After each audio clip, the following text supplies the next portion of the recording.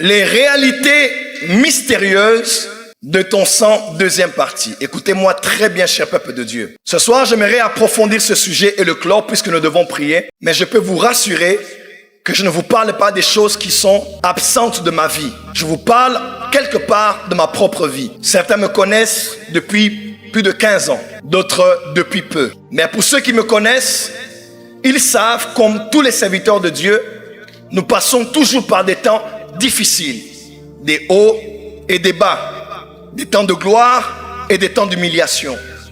Et ceux qui suivent mon témoignage ou ont suivi mon parcours, ils savent que j'ai connu pratiquement une dizaine d'années, toute une décennie, durant laquelle je suis passé par des temps extrêmement difficiles. Depuis 2014-2015, jusqu'à, il faut aller jusqu'à plus que ça, depuis 2014, 2015. Et ça s'est terminé pratiquement vers 2020-2022. Il n'y a pas longtemps ici. Je suis passé par des temps extrêmement difficiles. Que ce soit dans le foyer autrefois, que ce soit dans le ministère, que ce soit dans ma réputation, que ce soit dans mes finances, que ce soit même dans l'expansion de mon ministère, dans l'exposition des grâces que Dieu m'a données. J'étais passé par plusieurs années où tout était pratiquement bloqué. Promesse ici, promesse par là. Promesse de Dieu dans mon esprit. Promesse de Dieu dans mes carnets, dans mes blocs-notes. Mais la réalité de ma vie ne suivait pas. J'avais presque tout perdu. Ma famille était avec moi et quelques-uns de mes fils et filles spirituels qui me disaient: papa, on croit en toi, on sait que Dieu est avec toi et tu vas t'en sortir. Que Dieu bénisse tous les fils et les filles spirituels loyaux qui savent souffrir avec leur père parce qu'ils finissent par régner avec lui. Lorsque ces choses se sont passées, Dieu m'a parlé clairement. Une nuit, au tout début de l'année, on a fêté la bonne année. Au début de l'année, c'était l'année 2019. Je dors et je fais une vision dans laquelle un prophète, que dis-je, l'esprit d'un prophète a passé toute la nuit avec moi. Et je lui posais des questions sur ma vie. Je lui regarde ma vie.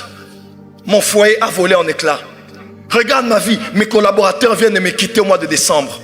Le pasteur assistant est parti sans trace.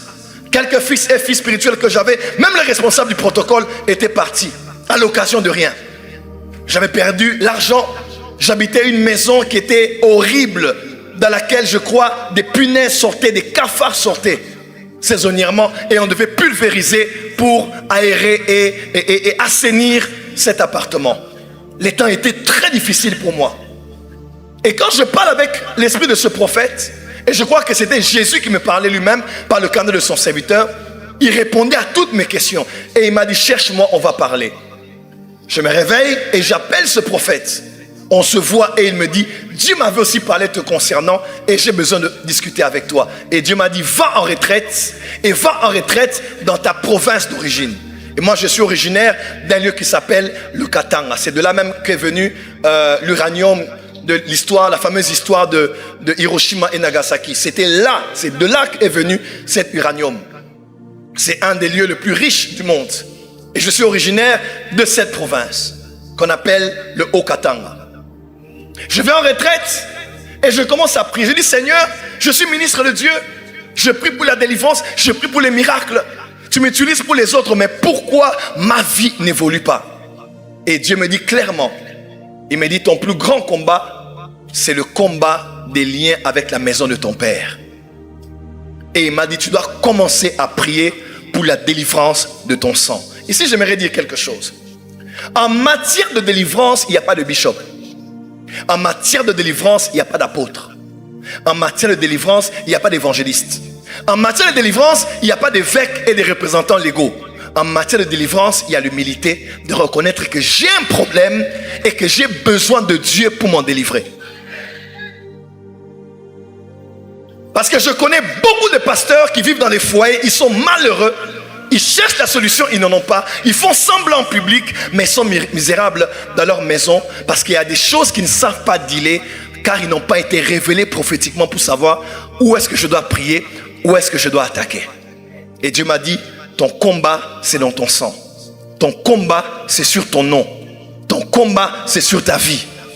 Mon père est d'une lignée royale et des chefs coutumiers. Il avait refusé ces histoires de pouvoir coutumier que nous avons au niveau du village. Et comme ça ne l'a pas pris, moi et mes frères à l'époque, 14 ans, 13 ans, 14 ans, 15 ans même, j'ai vécu au Bénin, occultisme, voyage astral, impudicité, boîte de nuit, fétiche, très petit, très précoce. J'ai fait beaucoup de choses. Parce que ces choses auxquelles mon père avait renoncé a commencé à chercher maintenant les enfants de cet homme. Et nous tous, nous sommes entrés dans ces choses. Et je crois même que c'est à cause de ça que j'ai perdu 3 de mes frères qui sont morts successivement cette année, l'autre année, et ils sont morts comme ça. Mes frères et sœurs, écoutez-moi très très bien. J'ai commencé à prier et j'ai cherché ma délivrance. J'ai commencé à prier contre ceux qui attaquaient mon nom. J'ai commencé à prier contre ceux qui étaient liés à mon sang. Jusqu'à ce que je voie les liens tomber et les chaînes être brisées. Mes frères et sœurs, depuis ce jour-là jusqu'à aujourd'hui, les portes qui étaient fermées se sont ouvertes. Moi, j'avais eu un cachet. Je ne pouvais pas entrer sur l'espace Schengen. Depuis le Burundi, j'ai fait un dossier compliqué. On a mal traité le dossier. On m'a refusé l'accès. J'ai fait plus de 7 ans. Les amis venaient en Europe, les amis venaient aux Antilles. Moi, je n'allais nulle part. On me disait, prophète Joël, viens. Les gens voulaient que je vienne depuis, n'est-ce pas? Mais je ne pouvais pas venir parce que tout était bloqué. Des fois, ton blocage financier n'est pas financier, c'est ton sang. Ton problème de mariage n'est pas un problème de mariage, c'est ton sang. Ton église ne grandit pas. Ce n'est pas que tu manques de stratégie pour faire croître l'église, c'est ton sang. Et ce soir, nous allons dealer avec cette histoire qui a bloqué ton sang, lié ton sang, souillé ton sang. Je dis bien, ce soir, tu sors d'ici libre et vainqueur. Dis avec moi amen très fort. Dis avec moi amen très fort. Et hier, je vous ai parlé de cette histoire de sang. Nous avons le même sang hérité de notre arbre généalogique. Quand recevons Jésus, c'est l'esprit qui est sauvé. L'âme ne l'est pas, l'âme est en train d'être sauvée et le corps sera sauvé le jour de l'enlèvement. Nous avons dit que le sang, que même le domaine génétique de notre être porte les informations liées non seulement à notre lignée ascendante, mais aussi aux informations spirituelles attachées à eux. Est-ce que je peux avancer? Et ainsi, comme eux, nous répétons leur vie, nous répétons le même scénario, nous répétons les mêmes péchés. Quelqu'un dit, il n'y a pas de nouveaux péchés, il n'y a que de nouveaux pécheurs. Il n'y a que de nouveaux pécheurs qui refont les mêmes péchés. Et généralement, c'est génétique, c'est générationnel. Ainsi, tu ressembles aux femmes de votre famille, à tes tantes, à tes sœurs, à ta grand-mère, à ton arrière-grand-mère. Elle est morte en ayant laissé les enfants avec un mari qui s'est débrouillé avec les enfants. Ta sœur aînée est morte aussi après s'être mariée. Elle a laissé des enfants à un homme. Et bizarrement, toi aussi, tu entres dans le mariage, mais tu fais des rêves où tu vois ton mari mourir. Dieu te dit seulement que tu risques de répéter l'histoire de ta grand-mère, de ta mère, et histoire qui deviendra tienne. Est-ce que je peux avancer? Mais ce soir, j'aimerais prendre avec vous l'image d'une famille biblique. C'est la famille d'Abraham. Dis avec moi la famille d'Abraham. Déjà un peu pour rire, quand je vois Abraham, lui et sa descendance, ils avaient vraiment en tant qu'homme un goût particulier pour les femmes. Abraham aimait les belles femmes. Isaac, belle femme. Jacob, belle femme. Tu n'as pas dit amen? Jacob, belle femme. Quand on descend dans cette lignée, David, belle femme. Salomon, n'en parlons pas. Genèse 24, verset 16. C'était une jeune fille, Genèse 12, verset 11. Comme il était prêt d'entrer en Égypte, il dit à Sarai, sa femme, voici, je sais que tu es belle de figure. Abraham, attiré par le plastique, attiré par le display, attiré par l'apparence. Est-ce mauvais d'aimer une femme qui est belle? Pas du tout. La mienne, elle est belle aussi. Genèse 24, verset 16, il est écrit, c'est une jeune fille très belle de figure, elle était vierge et aucun homme ne l'avait connue. Elle descendit à la source, remplit sa cruche et remonta. On parle de Rebecca. La femme d'Abraham, Sarai, belle, la femme de son fils Isaac belle. Et la fille et Isaac a eu Ésaü et Jacob. Quand Jacob arrive chez Laban, il voit deux sœurs.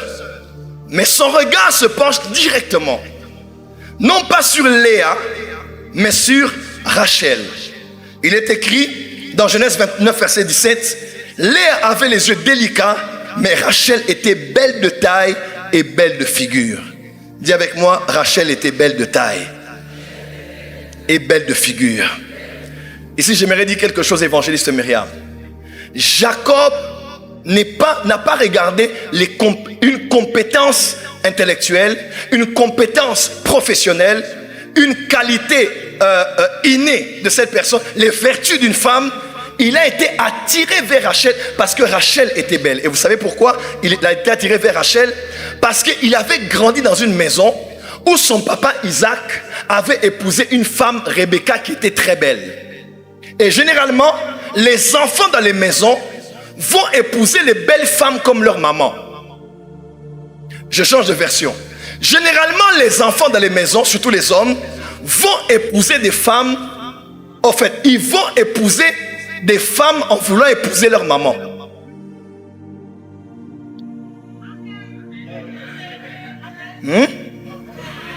Chez nous, aux Antilles, ici, généralement, on a grandi avec nos mères, n'est-ce pas? Les papas étaient absents ou bien ils étaient présents, mais absents toujours. On a grandi avec des mamans. Ta maman, c'est ton héroïne. Ta maman, c'est ta force. Ta maman, elle s'est battue pour que tu sois l'homme que tu es. Ton papa n'était pas là, maintenant c'est ta maman. Demain, c'est à toi de te marier, mais tu commences à chercher une femme qui ressemble à ta maman.